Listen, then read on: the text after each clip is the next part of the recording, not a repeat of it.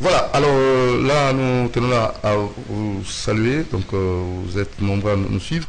Excusez-nous pour ces petits désagréments, indépendamment de notre bonne volonté. Nous tenons là à vous saluer, vous qui nous suivez nombreux. Il y a Madame Eni Chituka qui fête son anniversaire aujourd'hui. Et pourquoi pas aussi Madame Natacha Benza. Et nous allons aussi vous saluer, Monsieur Bienvenu en Simba, en Nantel, Maison de la Bible, Cité des Ossements, cadre bien aménagé à l'IPEN sur l'avenue Suisse 42 bis pour vous recueillir et rendre gloire à l'Éternel.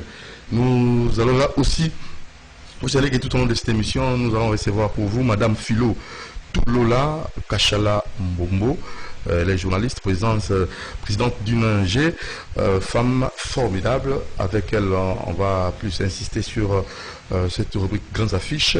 Donc, elle va répondre aux questions d'actualité et argumenter, donner ses différents avis concernant tout ce qui se passe dans notre pays. Alors, je m'en vais déjà tout droit saluer notre invitée, Madame Philo Toulola Kachala Mbombo. Oh, bonjour madame.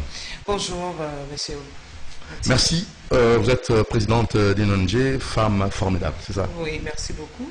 Et ensemble avec vous, on va essayer... Et vous avez oublié un aspect, je suis chargé des communications de Jean-Marc Kabunda, vice-président de l'Assemblée nationale. De l'UDPS. De l'UDPS. Et aussi vice-président de l'Assemblée nationale, mais président AI de l'UDPS. Très bien. Alors, on va faire un tour du côté de la baie vitrée, vous proposer ces grands panneaux annonçant notre rubrique Grandes Affiches. C'est parti.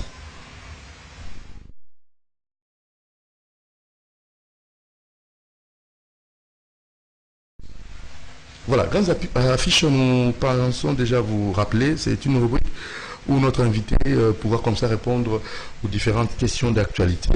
Et comme elle est présidente d'une ONG, Femme Formidable, nous aimerions avoir de votre part d'abord l'état de santé de votre ONG, Femme Formidable. Pourquoi Femme Formidable d'abord, avant d'entrer dans d'autres questions d'actualité?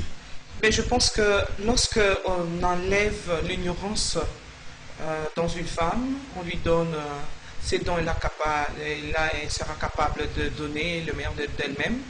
Elle devient femme formidable, c'est-à-dire nous nous sommes dit c'est un défi au fait que nous relevons de la part de la femme, c'est-à-dire faire de cette femme-là capable qu'elle soit en mesure de pouvoir agir, de pouvoir faire des actions qui pourront amener à son épanouissement.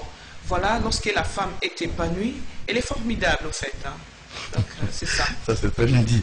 Alors, la femme épanouie, elle est formidable, mais pour les femmes analphabètes, les femmes qui ont perdu l'espoir de vivre, les femmes divorcées, les femmes veuves, elles sont aussi formidables, celles-là? Pourquoi pas? Dans tous les secteurs de la vie, la femme est formidable, tu sais.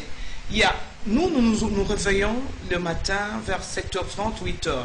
Mais il y a de celles qui se réveillent à 4h du matin, 3h du matin pour aller chercher du pain. Et nous, le matin, à 7h du matin, nous avons les pains. Cette femme-là qui laisse son sommeil, qui coupe son sommeil pour aller chercher le pain pour ses enfants, vous ne trouvez pas qu'elle est formidable? Elle est très utile à la nation et surtout au pays. Donc la femme est formidable dans le vrai sens du mot et surtout si elle sait de quoi elle est capable de faire et de rendre comme service. Et celles qui sont comme ça professionnelles des sexes, c'est important de savoir aussi, elles sont aussi formidables. Ça c'est très péjoratif, hein, tu vois, la femme légère. Déjà, moi je trouve qu'elle n'est pas formidable, elle est impossible, on ne peut pas comprendre ça. Parce que quand Dieu t'a donné le corps, c'est pour un but, ce n'est pas pour aller vendre le corps.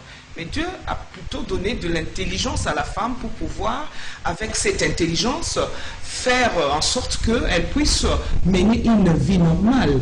Mais si on pense que à travers ce que Dieu m'a donné, à travers le sexe que Dieu m'a donné, je peux faire de ça l'outil, bien l'objet de mon commerce pour trouver de l'argent, moi je pense que c'est vraiment réduire la femme à son vrai sens du mot. Donc là, on ne peut pas parler de la femme formidable.